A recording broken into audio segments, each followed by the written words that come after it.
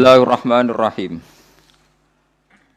Wa huwa alladhi arsala ar-riyaha busyran baina yaday rahmatih. Wa anzalna minas samaa'i ma'an tahura. Linuhyiya bihi baldatan maytan wa nusqiyahu mimma khalaqna an'aman wa anasiya katsira. Wa huwa Allah Ta'ala iku alladzi dzat arsala ingkang lepas sapa ladzi utawa ingkang ngutus sapa ladzi ar-riyaha ing pira-pira angin wa fi qiraatin ar-riha ing angin. Maksude mufrad busyron nusyuron nusron pokoke teng sapah niki busyron nusyuron apa busyron nusyuron hale ingkang nyebarno utawa hale ingkang dadi berita gembira bena di rahmati ana ing ngarepe sedurunge rahmate Allah. Mesti ana ing ngarepe sedurunge rahmate Allah. Maksude udan niku. Mutafarriqatan tegese den utus kelawan beda-beda. Kudamal matori ana ing sedurunge udan, ngarepe udan, mukadimah udan niku ana angin. Wa fi qiraatin bisukunis sin kelawan sukunis sin takhfifan nusron. Wa fi ukhra bisukuniha fathin nun nasron masdaron. Wa fi ukhra bisukuniha kelan sukunis sin wa dhammil muwahhadah lan dhammai ba badalan nun hale dadi gendine nun kira kita busyron. Terus nak teng sapah iku nusyuron kalian nasron. Terus nak kira kita napa busyron. Jadi wa dhammil muwahhadah dhammai ba titik sitok busyron nggih badalan nun. Dadi boten nusyuron tapi napa busyron. Mubasyiratin tegese angin niku nggih berita gembira. Wa mufradul ulati mufrate sing pertama iku nusyur. Nusyuron ka rasulin rasul rusul. Nggih nusyur. Wal akhirah utawi mufrate sing akhir iku nasyir.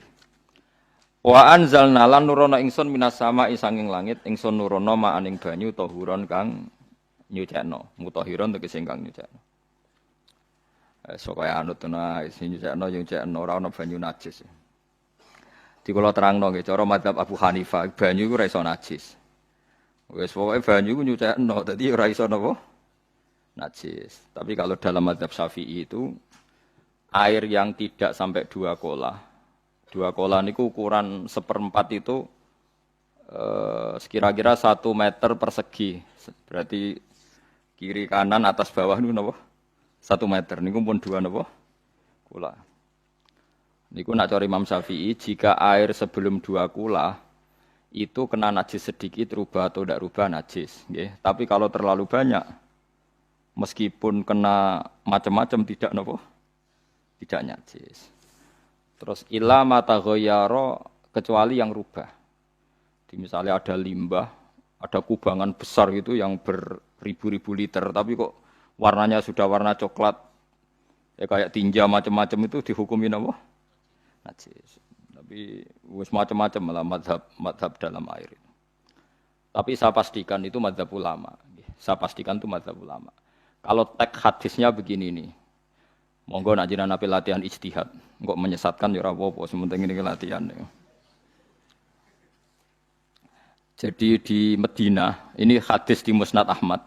Di Madinah itu ada sumur, bukan sungai loh. Saya ulang lagi sumur, bukan sungai. Kalau sungai itu konotasinya kan luas, panjang, mengalir. Ini sumur, bener-bener apa? Sumur. Sumur, ya gedene sumur enggak sepiro.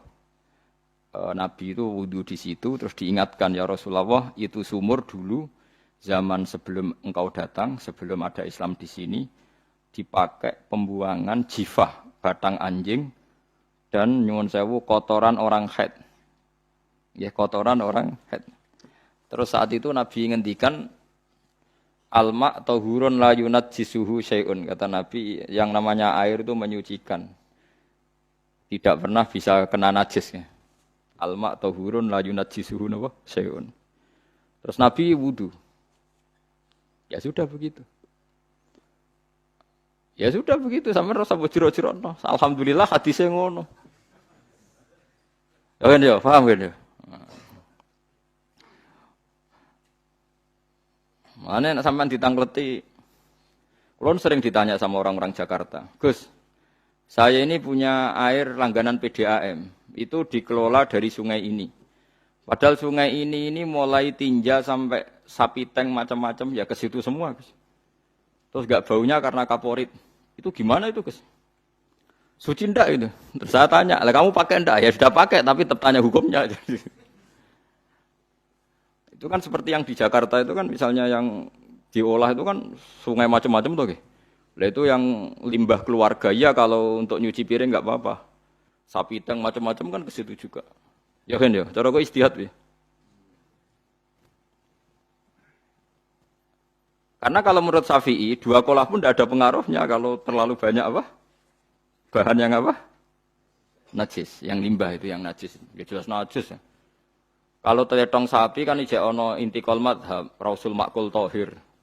Kotoran hewan suci itu suci. Masih banyak madhab yang mengatakan bahwa kotoran barang suci itu suci, masih bisa intikal. Kalau kotoran manusia itu lebih kriminal, nggak ada madhabnya itu. Jadi kotoran ini wedhus iku ono ulama sing darani suci, tapi nek kotoran ruhin gak ono. Nah, itu kan repot.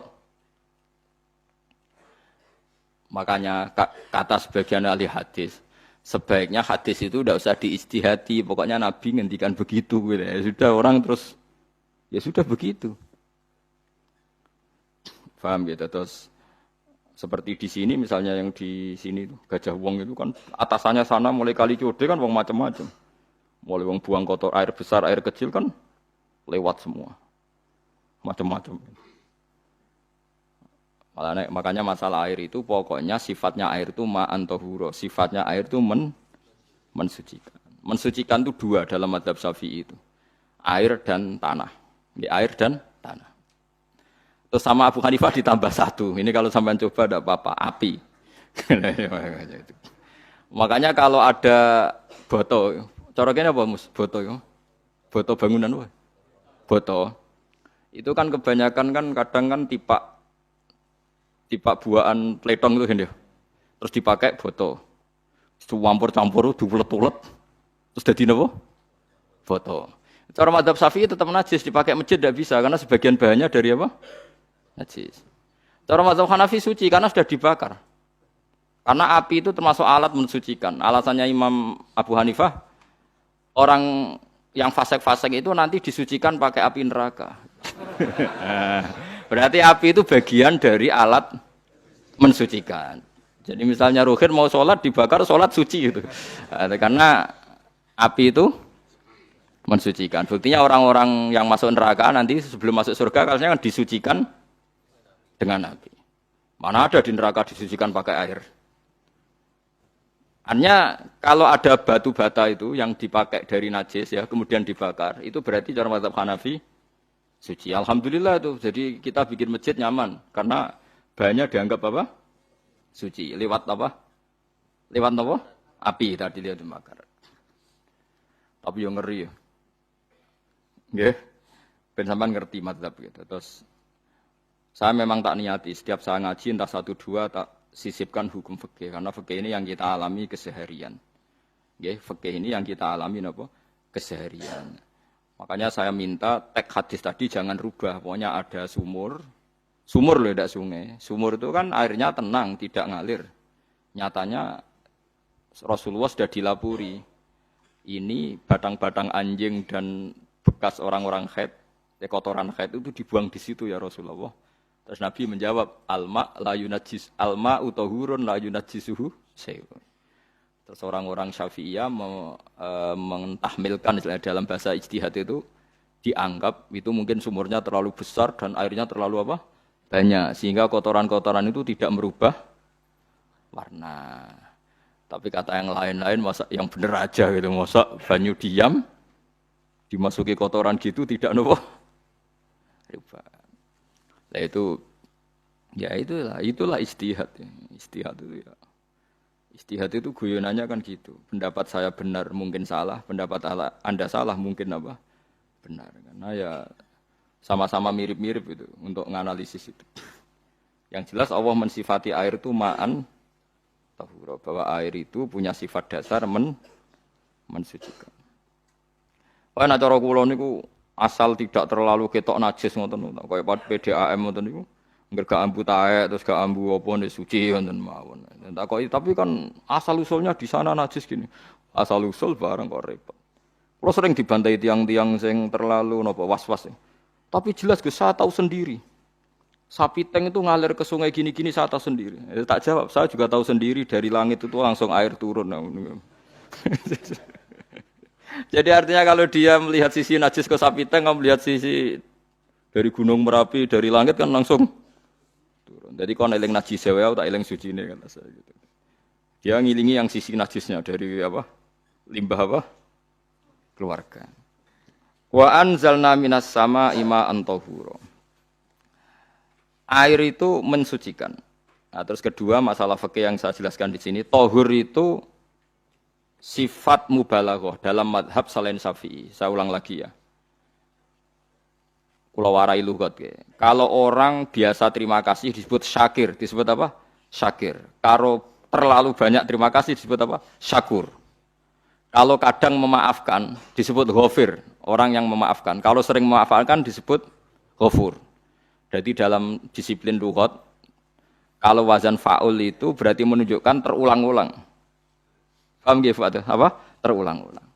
Sehingga mazhab selain Syafi'i mengatakan air satu ciduk kan ya. Dipakai wudu, setelah itu mustakmalnya dipakai lagi boleh. Mustakmalnya dipakai lagi boleh. Alasannya fa'ul itu mubalaghah gitu loh. Jadi sesuatu yang terulang. Paham ya? Saya ulang lagi ya. Tahur itu kan wazannya fa'ulan. Tahuran berarti wazannya fa'ulan. Fa'ulan itu berarti ikut wazan mubalaghah. Kalau ghafir mengampuni, kalau ghafur sering mengampuni. Syakir terima kasih, kalau syakur sering terima kasih. Berarti kalau tohir suci, kalau tohur sering mensucikan. Nah, makanya selain Syafi'i mengatakan air asal suci mensucikan, dipakai berkali-kali tetap suci mensucikan. Artinya tidak ada mustakmal, tidak ada apa? Tapi kalau dalam mazhab kita kan sekali bekas wudu mustakmal, bekas junub mustakmal karena sudah pernah dipakai sesuci. Nah itu mazhab kita. Mazhab Syafi'i. Sama anut di soalnya kalau cerita sama nak kedesek nggih nganggo sing gampang mawon. Jadi gampang kan. Ya masuk akal karena memang wazan fa'ulan itu untuk tadi untuk litakrir tadi untuk mengulang kayak ghafir nyepuro ghafurun sering nyepuro.